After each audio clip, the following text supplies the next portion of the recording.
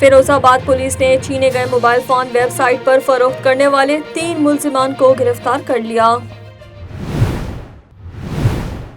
SHO Aurangzeb खटक के मुताबिक छापे में 3 मुलजिमान को गिरफ्तार किया गया है, जिनमें गिरोह का सरगना शौकत, जिब्रान और मोहम्मद अब्दुल्ला शामिल हैं, जबकि एक कारिंदा बिलाल शाह मौके से फरार हो गया। मुलजिमान के कब्जे से 35 आईफोन और 3 पिस्तौल बरामद हुए। पुलिस के मुताबिक गिरोह के सरगना शौकत की पंजाब चिन्योट में दुकान है। इसके गिरोह के 2 कारिंदे मोबाइल कराची से छीनते थे। मुलजिमान ने खरीदो फरोख्त की वेबसाइट पर जाली आईडी बना रखी है। इस वेबसाइट के जरिए मुलजिमान अब तक 1.5 करोड़ से जायद के 100 आईफोन फरोख्त कर चुके हैं। पुलिस के मुताबिक मुलजिमान सोशल मीडिया सारिफ की डिमांड पर मतलूबा फोन भी छीना करते थे। मुलजिमान छीने हुए आईफोन को कारामद बनाकर वेबसाइट पर अपलोड करते थे। उन्होंने दर्जनों फोन खोलकर पार्ट्स की सूरत में भी फरोख्त किए।